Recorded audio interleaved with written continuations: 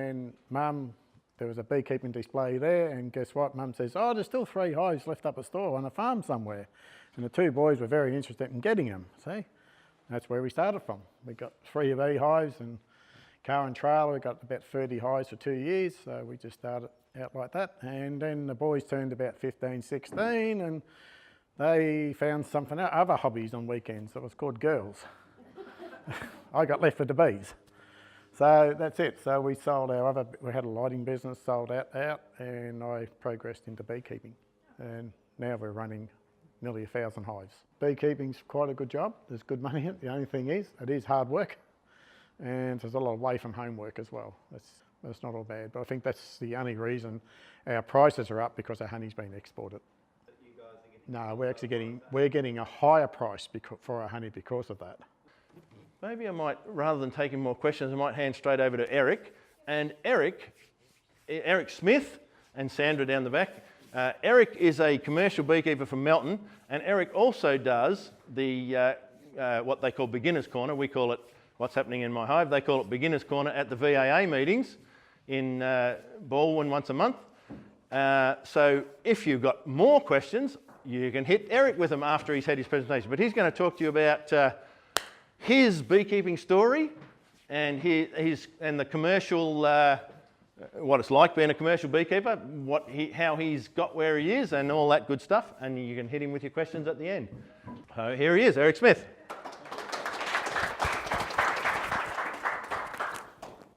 Okay. Well, my dad was a beekeeper. I never got to work bees with Dad at all, but it was always in my blood when I was a 7-year-old, I'm going to be a beekeeper one day. But that was up at Monbulk, so we are familiar with this area. We work bees over at 3 Bridges quite regularly on Black Sands Road. We lived at Monbulk there, so it was a typical beekeeper's house. Now, he had bees over in South Belgrave, that was a site where Dad had bees. So he sort of worked this area. He used to work Balmoral and travel a bit. Like I said, I never worked with him when he was in bees. He later on went to store, he did other stuff, gave beekeeping away, and then we had other business, transport business we're doing, and we moved back to Melbourne. I thought, oh, I won't be a beekeeper. And Dad and Dad went back into bees, and we're always brought up with there's no money in beekeeping. Well, since then I've found out different. There's good money in beekeeping. My view anyway. And anyway, Dad went back into beekeeping, then he passed away, and I sold all the beekeeping equipment up for Mum and so forth. And then we went to the Melbourne show probably about 18 years ago, and with 2 sons, and Mum, there was a beekeeping display there, and guess what? Mum says, oh, there's still 3 hives left up a store on a farm somewhere. And the 2 boys were very interested in getting them, see? That's where we started from. We got 3 of these hives, and car and trailer, we got about 30 hives for 2 years, so we just started out like that. And then the boys turned about 15, 16, and they found something else, other hobbies on weekends. It was called girls. I got left with the bees. So that's it. So we sold we had a lighting business, sold out, and I progressed into beekeeping. And now we're running nearly 1,000 hives. So that's just the top end of the scale. Anyway, we've got some photos. Once again, Dad's bees over. So now, just a little story. That was South Belgrave. Old Bert was the guy's name, and he used to sleep in a hut in that property with a Tommy hook, a knife, and a gun under his pillow every night. Just a sense of humour. And he got upset with Dad one day because he killed a snake there. He nearly shot him. Anyway. Okay, so we're starting out in our beekeeping. There's a ute. We're going down to get a load of nukes from Nikolai just to start some beekeeping. Oh, that's pretty. Now we get into a car and trailer. They're just empty? No, they were, empty stickies. Now this is, they're stickies, going out to the bees. Boss reckons I wasn't allowed to take her car anyway. There's a truck now. We've got the green trailer on the back. It was a bed in there to sleep, camping out. And that's bees going up to the mallee. Full load of bees, singles, lay, and then doubles on top. How many hives do you have on? 2 rows, there'd be about 180. No, so about 150, sorry, on that load. Yeah, roughly. And this is supplying someone else? You're providing hive for other people for their orchards or something? No, that's just strictly beekeeping for honey producing. The only pollination we do is almonds, which I've got some photos later. Oh, we're doing apples over at Three Bridges, but they kept moving the hives around and sprays, so we don't do that anymore. Okay. And at the moment, we're also doing some blueberries down at Maui, but they're an organic farm. This is taking a load of bees. This come from actual down in Gippsland at down on the Bloodwood it was, near Genoa, and we took them up to the Mallee. And it was a fairly big drive that was, with a full load of bees. We worked the Mallee country a fair bit. So this is so you take the hives so you can get for honey? For honey production only, yeah. We basically cover the whole state. Like I said, we're taking bees as far as Bateman's Bay. This particular season, this load come from Genoa, they were on Bloodwood, and then we brought them back straight from, well, stayed at home overnight because it was in Melton, and then we took them up to Walpiup the following morning. With whoever it is at the other end to put it on their Private property, yeah. Okay. We have about 24 commercial bee sites, but I think about 80% of our honey is produced on private land still. So that's photo there. And my son come and joined me, so he got his little truck and trailer. I have a sleeper cab in my truck, so that's bringing bees from the Mallee back down to probably Great Western on the red gum that would have been. So the bees on this truck, bees on his truck, and the empty material on the trailers. The water containers in the middle, because in the Mallee you have to feed your bees water. So you take them up there, leave them there for how long? we're in the Mallee now. They've been there for probably since almonds, after almonds, and I think we'll be there till about December. Oh, okay, so you don't Travelling sleep up and there back. the whole time. Well, not allowed to. She comes with me now. Yeah, so that's. She will. Yeah, that's up in the little desert. That's in Dimburla on Horseshoe Bend with private property. The guy's got 15 acres. We had 100 hives on that property. We have to park the truck and wheel them on mesh so the trolley wheels don't get bogged in the sand, because it's very soft sand, and we just wheel them in on the trolley. And that's in So how 88. once you've sort of set them up like that, how often do you have to go back and check them? Dimburla and the banks, we mainly use it for wintering. So we settle the bees down and they fill up, and we usually just leave them there. And that's in August, so we're probably just getting ready to start moving them out at that particular time. So That they was, might come and swarm and do their own thing and oh yeah, yeah. yep. Oh, no, sorry, yeah. We stopped that from happening, the swarming. Oh, We okay. tried to split, back then we were splitting our hives because we wanted numbers. Okay. But now, this year, the swarming season's been a bit different. They're swarming quite regularly on us. But we try to avoid it, but it is hard, as I was saying before. Yeah, it's still in the Mallee, as you can see. That's hives probably getting ready to swarm. That's why coming out of the entrance there, and they're swarming up the front of the boxes. That's how you can tell when your hive's going to swarm 5 minutes before it swarms. So but that's quite different to bearding, because in the hot they do that when they're Oh yeah, they do, yeah. in the hot weather. I notice They all come out the front, but you can tell they're actually running around. They're not actually clustering. Right. They're just running around on the front. So when they've got the very active Yep. like that, they're going to swarm. Yeah. You can see the bees taking off on the outside the hives. Okay. Yeah. With bearding, we just fanning them. There's a singles, needs a box on, as you can see, take the lid off, full of honeycomb. We're quite proud of those boxes when they get to that stage, but should have been at that hive a week earlier or 10 days earlier, would have been better. When you get honeycomb, that's even a bit more than that. It nearly costs you a box of honey, it does. You know, you get 2 inches of honeycomb under a lid. That's pretty heavy, and the amount of honey that takes to produce the wax, you had to put a box on it, would have been an extra box of honey. So in a commercial sense, do you press the honey or do you spin them? We spin the honey. Yep. There's more hives there, getting ready for a super. Nice frames of honey. Now this slide is all about, we're probably the first ones to bring plastic frames out of China. and we're testing to see what they're like. This was put in 2nd in February, not sure where that was. As you can see, a lot of people say, oh, plastic frames, bees don't like them, but you just need a good honey flow.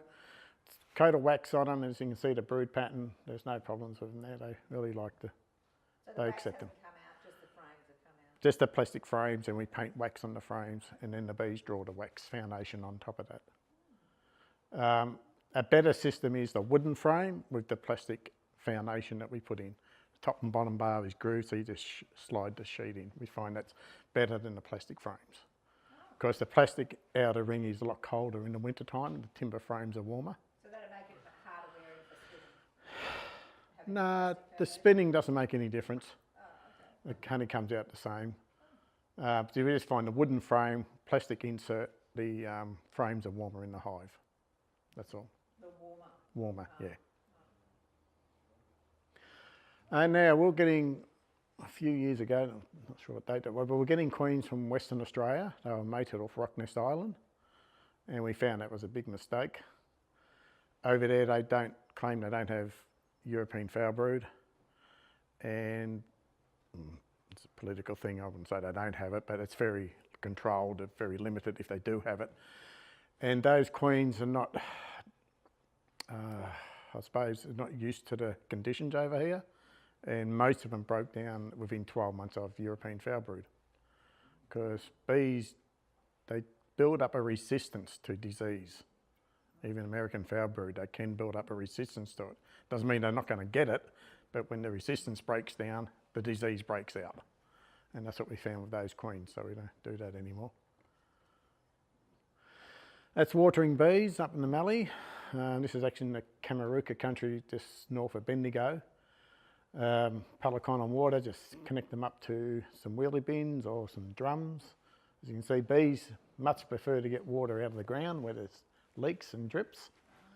They just suck the water out of the ground. It's even better than getting it out of the top of the drum.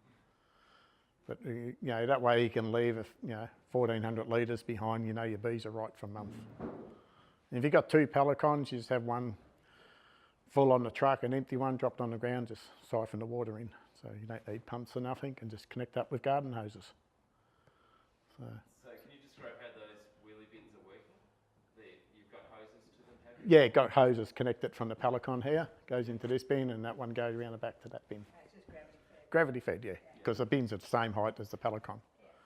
And so inside those bins you've got something... Oh yeah, flotations. We were using corks at that particular time, but we find, you know those rubber mats you buy from Kmart for play mats with little holes in them? Cut them up into little pieces like that, and that works better in corks, and easier to get than corks, because you can buy those mats anywhere and they're cheap. But cut them up to real small pieces and just put them on top of your water source. All right, easier to get than corks. And beekeeping is not all about working bees. You get trucks bogged. That load was going into the almonds up at Walpiup. You can see the white mallee trees flowering in the roadside. That would have been in end of July, and that paddock, we had them about half a k into the paddock, down where the gate is. It was sloppy and wet, like you wouldn't believe. Water just raining down, it was raining, and that's as far as we got. But the tractor wasn't far away, and it pulled us out. And also in the sand, that was another job. What happened, that was a morning, on midnight I was going into the paddock. I didn't realise the farmer had ploughed the paddock. And once you take off from the gate, from the road, because of sand, you've got to hit it with high speed. When you get onto the soft stuff, there's no point in stopping. You might as well see how far you can go. Probably should have stopped. Only got a kilometre into the paddock, and I had another half a k to go. And yeah. So we kept jacking it up and putting mesh under to get out. That's going into Rapaniup. We're a load of bees from almonds, and coming off the Bitson Road, only probably 2 truck lengths of that red clay and into the paddock, and of course you can't get with speed, and that's as far as I got, so the tractor had to come and only tow me half a metre, and I was right. So those hives are actually full of bees? Yep, full of bees, moved them from the almonds, yeah. And yeah, I always say my next truck's going to have swimming lessons. Going into Dazzle's Bridge. Now, there is a story behind this. 2 weeks earlier than this photo, it was exactly like that. And I rang the guy up, he wanted to put the bees, it was a good bee site. I said, oh look, I'm not going to put the bees there, it's too risky. He said, no problem, there's a track down the middle that's flooded with water, just drive through it, you won't get bogged. I promise you, he said. Anyway, he says, there's tractors waiting, okay. So I drove through, and I got through, he was right, down to where it was dry, unloaded the bees, and I drove out. I went back 2 weeks later, and that's what happened. What happened, I broke the crust, and water went down, and when I went, so that's as far as we got that time. One truck can get through, okay. Yeah, that's it. So you try these things and the snatch strap, and yeah, eventually I got pulled out. And that's up in the Mallee again, similar story, thought we could get across and we couldn't, so, you know, I reckon it's good because I never had a Tonka truck or a sand pit. When you take up beekeeping in the Mallee, that's what you got, a big sand pit and a big Tonka truck. This is for real. And beekeeping's hard work at Walpiup, as you can see. Camping. That's when we first started with the swags and camping on site, you know, nice fire. There was a massive mouse plague that year too, so we used to, the mice would be sleeping around our swags underneath. Hundreds of them. Yeah. And that's getting bees ready for almonds. Yeah. Same again. So it's luxury, it's luxury. And now we have a caravan, see, and the boss comes with me. He makes my lunch. And the next generation, the granddaughter, she loves beekeeping. She comes out with me, popular little girl. Now, do you wear gloves when you beekeep? Yeah. We're playing for fun. Look, beekeepers all wear gloves. They all say, oh, we don't wear gloves, but you know, you go out with them, you've got to pick up a few rocks or something. It's the next thing they're running to the truck and getting the gloves, but they always have them, but they say they don't wear them. They all wear them. All right. If you want to work fast, you have to wear gloves. That's the bushfire we had in the Grampians in 2006, I think it was, yeah. We lost 85 hives there. So they were good hives, and that's all we had left of them was the lids and the M-locks. So that was back in the days when Peter Konseski was the bee inspector, and he had to go in there and identify it for the insurance companies, and he had to count the M-locks. He said, oh, strange, he had no straps because we had the cloth straps. They all burnt. Anyway. And that's in grey box at Costerfield, Heathcote Way. Nice flowering trees, and as you can see, 3 deckers. We used to run all our hives in 3 deckers. In those days, we only had about 100 or 150 hives, and we never used to run queen excluders. Used to pull the honey out by hand, rotate the frames, but you know, when you're running 1,000 hives like we are, you have to have queen excluders. So they have no trouble finding their way back to their same hive? Oh no, all the time. That's not an issue. They all get back to their own hive. Yep. And it's a similar site again. We had nearly 200 hives in that one site. So when you go and set them up like that, do you go and set them up at any particular time of day that you sort of set them up and open them up? Or? We're always unloading bees in a bee site at night. I mean, early hours of the morning, all late at night. But when we go and work them, we're just working bees from 9 o'clock in the morning to 5 o'clock at night. Yep. There's our extracting plant, electric uncapper. The rack slides them up into the extractor, centrifuge, and that just spins them out. Now, there's bigger plants out, which no problem, do to 8 drums a day. That's actually drilled out for 32 frame extractor. We only put 16 frames in it. We can do 16 frames in 8 minutes. That's 2 people. One putting them in the uncapper, just giving them a quick rake, put them in. It's got an electric timer on it. So as soon as you turn the switch, it just spins this way, and that way, probably again. 8 minutes, they're out, and another 16 frames go in. And do you have to clean up the frames before you put them in there? Is there any? We take the cappings off them, through the uncapper does that. And we actually, oh yeah, we get all that too. Yeah, scraping the top, scrape the top bars and scrape the bottom bars. Then put them through the uncapper. And that goes into the reducer, which sorts the wax and the honey out, goes into a sump, then into a tank, which I think the next photo will show you. Oh, next again. Yeah, sort of Doesn't look too sticky.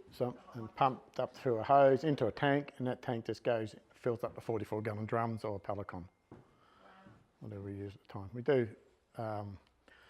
2 people can do, if the frames are full, 4 drums in a day. And 1 person, just over 2 drums a day. How much did you say a drum was? Depending on 300 kilos a drum. Yep. You don't need anything big. I mean, the cost to set that up at the time was about 25,000, I think, for everything I needed. How many Boiler. frames does that take? That's 16. Right. Because they lay over. You can put more baskets in to hold more frames, but it takes longer to extract them. Yeah. So the more you can keep these baskets on an angle, the faster it spins out. Yeah. Because it would be spinning to the other frame. Yep. Oh, they just lay over, and they lay over the other way when they go the other way. And it hits the sides of the drum and goes down. Oh, it's only a small swarm that we're catching. It was on a canola crop, I think. It's probably a secondary swarm. We've had swarms 4 times that size last week at Walpia at Underbill on the White Mallee. And they weren't on canola, those bees. They're great big swarms, putting them in a 3-decker box straight away and still can't fit them in. We also had 1 swarm. We caught it, we put it in a box and a half. We knew it was still big and then we were running out of equipment. 9 days later, we went back to that site, pulling off honey, and that swarm had re-swarmed. All right, now the brood in it, we checked it, wasn't even capped because it was only 9 days, not all of it, it's just starting to cap the brood. Full of queen cells, only half developed, nowhere near capped, and they decided to swarm. So they don't necessarily wait till the cells are capped, they'll swarm when they're ready to go, and the conditions are right. What hive looked like that they came from? That big, oh, still big and strong. We still had bees under the lid. Yeah. We didn't realise how strong it was when we caught it the first time. But I've had that happen quite a few times, swarms re-swarming. And that's just going to brush those bees onto the brush. You've got a bit of a... Sorry, Eric. Oh. Yep. So, bees under the lid is one of your tips of... When bees are going to swarm, their lids are usually full of bees. And when they said about the nurse bees earlier, well, I think it's the old bees that want to swarm. Beekeepers have told me, if you want to reduce your in an apiary, bees from swarming, move your bees at 11 o'clock in the morning because you're leaving the old bees behind. Got 100 hives, pick out the weakest hives, say a dozen weak hives, put boxes on them, load your bees out quickly, and all the old bees are going to the hives you leave behind, and that will slow the swarming down in the rest of the load. It's the old bees that want to swarm. All right. You're taking the old bee away. No, you leave the old bees behind. Take the whole load of bees. You've got 100 hives down in an apiary. Pick up 90 of them and take them away and leave the old bees behind. Do it at 11 o'clock in the morning. Because all the bees are all out flying, working. You quickly load them on the truck and get going. And you're leaving all those bees behind and they'll go into the weaker hives that you leave behind. So you're not actually leaving bees behind. Because it's the old bees. Strengthen up those ones. Oh yeah, for sure. Yep. It's the old bees that want to swarm. So if the bee's out foraging and it Just comes play back that. and its hives are gone, it'll just go to another one. Yeah, yep. Now that's The other one will accept it. that's the different story between your bees in your backyard and us. Because we've got 100 bees down in a row, they're always mixing up. Wind, drift up. Like we can put a load of bees down. We put them down on a floor like this. I'll say on a sandy road where there's no boundaries. Put 100 hives down. If the wind's blowing this way when they first take off, those last 5 down there are going to be strong as anything because they drift. And they'll drift the other way, right? Because if we don't leave bound, we always try and undo the straps. Put landmarks for the bees, or avoid putting them in those situations where they can create drift. Now, your bees in your backyard, because you've only got 1 hive or 2 hives, one's there and one's over there, they become more, I believe, they become more territorial. And when a strange bee goes in, so our bees they all smell different, but they're all going into different hives, so the smelling gets mixed up, and they're so close together because we're putting 1 and 1 right alongside each other virtually. Then we have a gap, then another 2, put them down in sets of 2s. So I think that's the difference when we say we can mix our bees up, and it does work. We don't have an issue with it. And I hear stories of all the time, and beginners going, "Oh, I've put a frame of bees into a hive and they they fought, they were fighting. I had it happen to me once when I first started home. I think there's two problems, the way you do it, but also there is a bit of a territorial thing, I think, with single hives. Yep. Personally, I'd keep them together if you're comfortable working one hive with another hive being active. If you're not confident and you're still learning, which we all have to learn sometimes, probably better off to keep them apart. But once you're confident working your bees, probably keep them together and they're in the one spot then. All right. That's just how we brush the bees onto a frame, the swarm.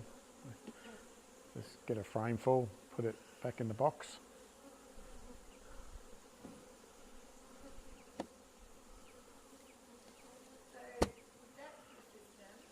Why didn't it fly down there himself? She's in there somewhere. We don't worry about looking for it too much. Once you start getting clusters of bees on a frame, put it in the box, you're eventually going to get her. Or she might fly around, but it's just a matter of getting bees in the box and get bees on the outside the box where the entrance is and start that walking in. Once you get that happening, the swarm's going to catch itself more or less. So the bees around the entrance now, they start fanning their wings and next thing you know, bees start flying down into the hive.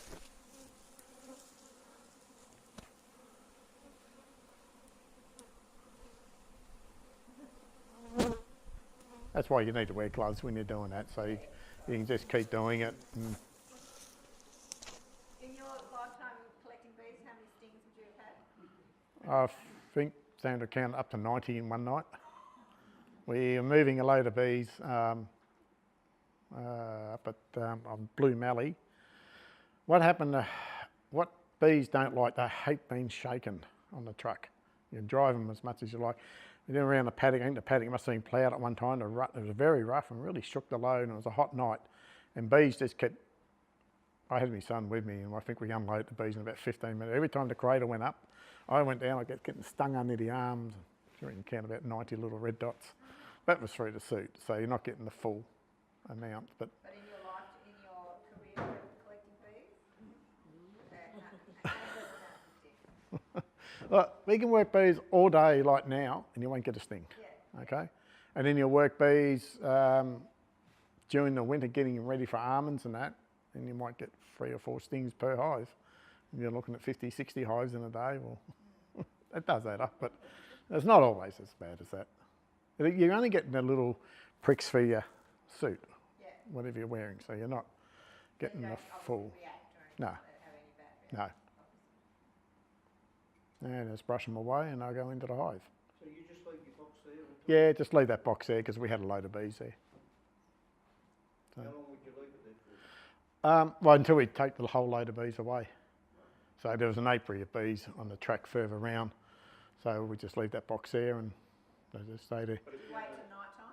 Or We move our bees, we start loading at the moment probably about 4:30. Daylight saving now, it'll be 5:30. Takes about an hour and a half. So we always like to drive out the paddock without using headlights. So you've got your bees on the truck, you've tied it down, all the ones coming home have flown onto the truck and they find a hive to go into and then we drive away. So that way you don't leave any bees behind. you leave one open, do you? They're all open. We never lock our bees when we move them. Oh, really? No.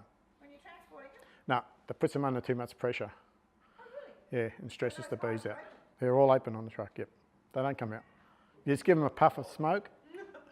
A puff of smoke in the entrance, just 1 or 2 little puffs, and pick it up with the crane and put it on the truck. You must look at you strangely at the headlight, at what do you call them, intersections. No, bees don't come out at night. They won't come out. Because you're only travelling at night. Yeah, Yeah, of course. mostly at night. They're the almonds. That's what the almond plantation looks like. We go to Piangle, put the bees down at the end of each row, like that. Some singles, some doubles. That's a bee there collecting pollen from the almonds. They're actually McDonald's hives, Bob McDonald's hives at a different apiary. I was just going past one day and thought it looked good.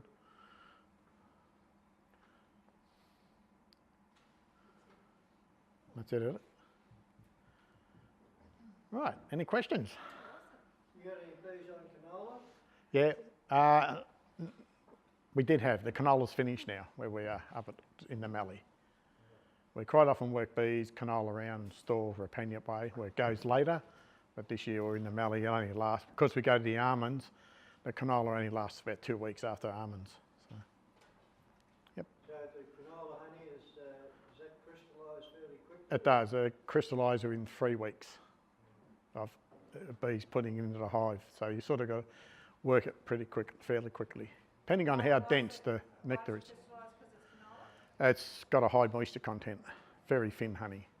You know, you pick a frame up that's not capped and turn it on its side and it drips out. So, yeah, you have. Trouble with hives being stolen? We haven't, no. Out at Melton, we put bees not far from where we live, actually, it's around the corner, and I went out there once, hives are in a row, and there's a hive over there, about 3 metres. What are you doing over there? You must have moved. And I found that where it belonged, it was there. Someone tried to pinch it, and I say they got stung and dropped it because they hit the ground pretty hard. It was sort of sunken. It was a double decker. So, yeah, that's probably a swarm on the side of a hive. That one, yeah. So they can swarm from one hive and go to another? Yeah, they go onto another hive, yeah, they will. And we often get swarms that leave a hive and they come back. And now, half an hour later, I fly back in the hive. Now, that's because the queen's gone missing. They swarmed out and didn't get their queen. Go with them, I'd say. Probably a queenless swarm. That happens quite a bit. Yep. One of these swarmed the other day. Yeah. But the day before they swarmed, the front of the hive was covered in bees. There was beading and whatever. Is that normal? Front of the hive is covered in bees. Yeah. Yeah. And then they all went to bed at night, and then they swarmed in the middle of the next afternoon. Yeah. Well, they were probably wanting to swarm that day, but maybe the weather conditions or the queen wasn't ready to go.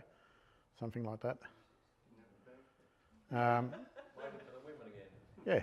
Well, we used to, when we used to run hives in 3 decades about queen excluders, we're on canola and a swarm was taking off. And so if I go lift the lid of a hive and see what happens, when you lift the lid, I must have seen about half a dozen virgin queens go out. Now, they were put up there to stay with the hive. No, they weren't supposed to go. Silly beekeeper let them out. So, you know, you don't play with your bees like that, you don't learn these things. The best thing you can do with your bees is play with them. And when they are swarming, just lift the lid and have a look and watch those bees go out. You know, it's fantastic to do that sort of stuff. And you always, I reckon, always lift your lid every week with your bees when you're walking past. Just go up to it and slowly, you don't even have to have if you've got good bees, you don't even have to have a veil on. Just lift the lid 2 inches and just have a little look and put the lid back down.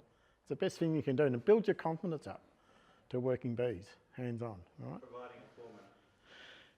Look, I'd do it today out there now if I was walking past a hive, wouldn't worry me, because you're only there for 2 or 3 seconds having a look. You're not doing any harm.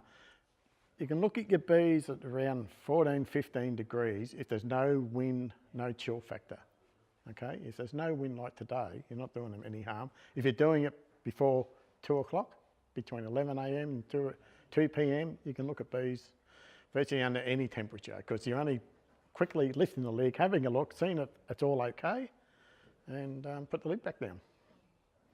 And it builds your confidence up. And best thing you can do with bees, if you can work slowly and learn to take your gloves off and feel the temperature on your fingers of the brood nest, the heat coming out. It's a wonderful feeling.